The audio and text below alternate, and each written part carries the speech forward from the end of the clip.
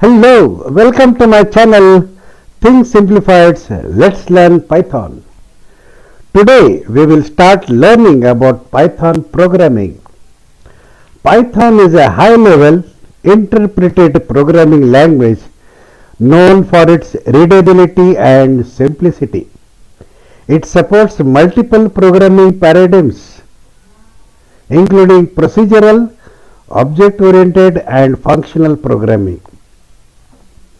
Python is often used for web development, data analysis, artificial intelligence, machine learning, and scientific computing.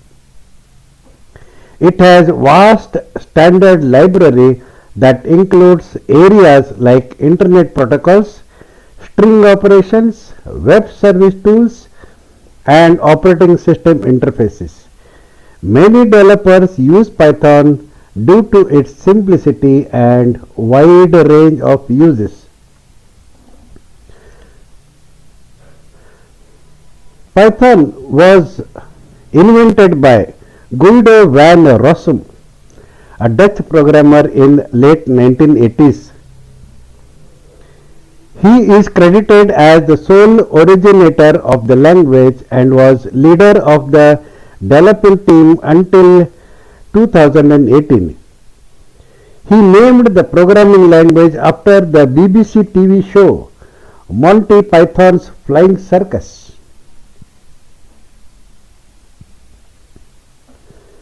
Python and C are both powerful languages, but they serve different purposes and have distinct advantages. Here are a few key advantages of Python. Ease of use and readability. Python boasts a clean, simple and easy to read syntax that emphasizes code readability. This makes it easier for beginners to learn and for experienced developers to maintain and debug. C, being a low-level language, has a more complex syntax with curly braces and semicolons, which can be harder to grasp for newcomers. Python is a high-level language, which means it abstracts away many low-level details like memory management. This allows developers to focus on the logic and functionality of their code rather than getting bogged down in implementation details. C as a low-level language requires manual memory management, which can be error-prone and time-consuming. Productivity and development speed. Rapid development. Python's simplicity and high-level features enable faster development cycles compared to C. It offers features like dynamic typing, automatic memory management, and a large standard library which eliminates the need to write repetitive code. This allows developers to prototype and iterate quickly. Python boasts a vast and comprehensive standard library along with a thriving ecosystem of third-party libraries and frameworks. These libraries provide pre-built modules and functions for a wide range of tasks such as web development, data analysis, machine learning, and scientific computing.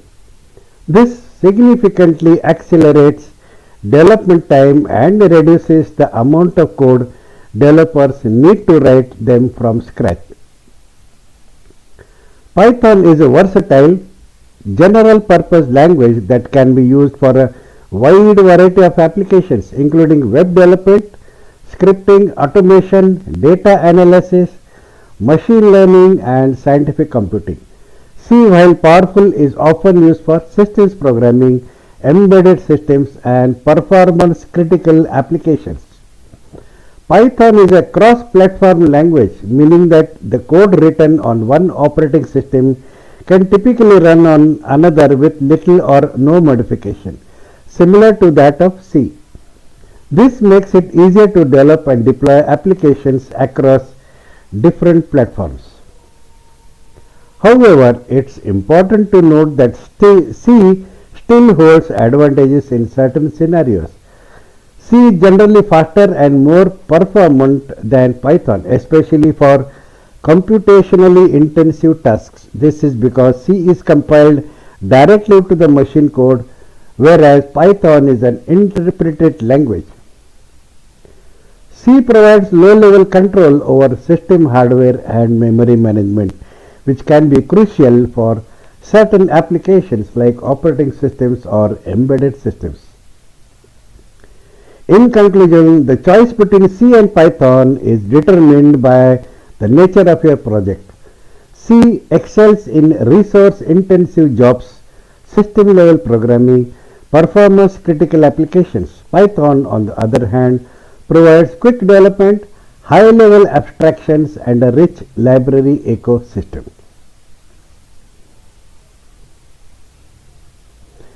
Now we will see how to install and set up Python.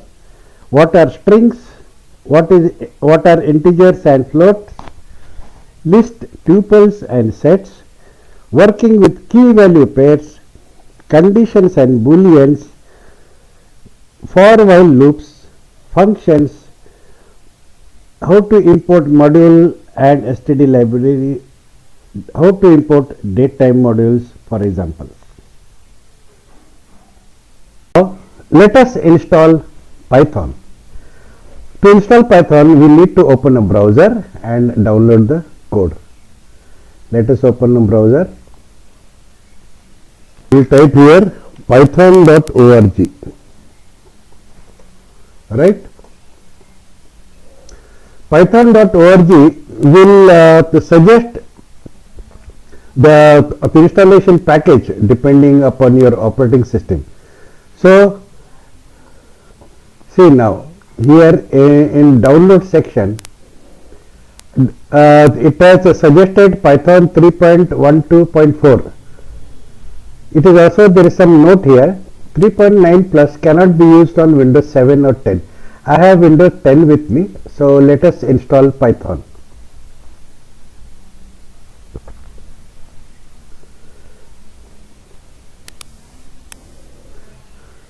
Now it will ask where to store the download package.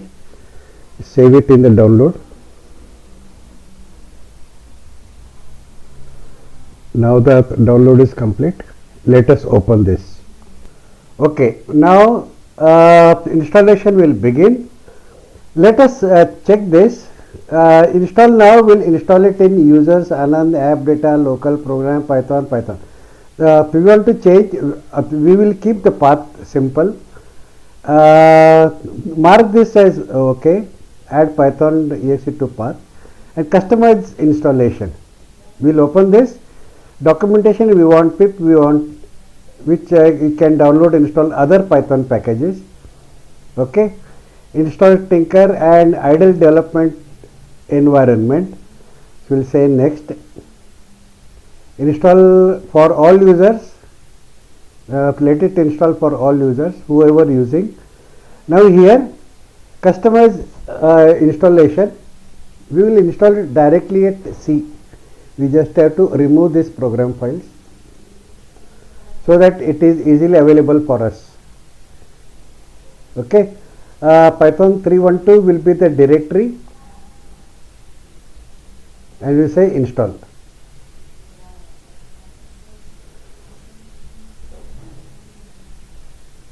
Right. Now it will just start installation.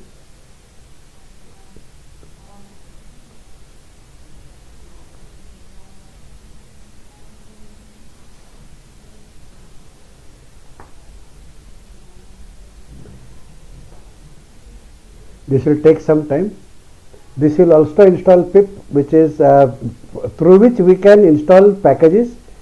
Packages in the sense, Python has developed large volumes of what I can say functions required. They are all clubbed together, or we can say libraries. They have developed a lot of libraries, which we call them as packages, and we can import some modules from each of the packages. Whatever for the specific use we can install. We can install the packages and import the modules from it, and then we can execute our program. We can run our programs. This will install one, as I told you earlier, it is Python is an interpreter. That means it will not compile the code to machine code and then execute it as we did it in C programming. As in how we write the program, it is compiled. Any errors, it will show then and there only. There is another method is we can write one a Python program by using any text editor.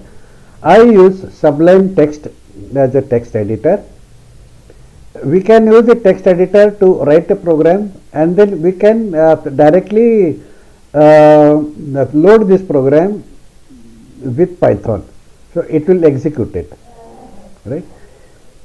Then this setup will install IDLE program also, wherein we can type a program and then run it on the screen itself. Okay.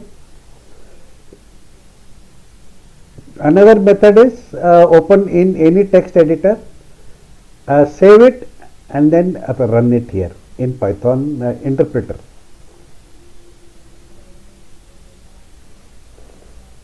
See, it is showing a pre-compiling standard library. C language produces one exe file, that is executable file, which can be directly executed from the DOS prompt or from a shortcut on Windows desktop.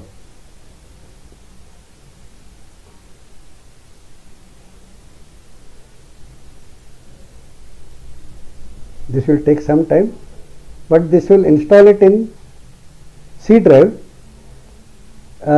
Python 312 will be the name of the folder or directory.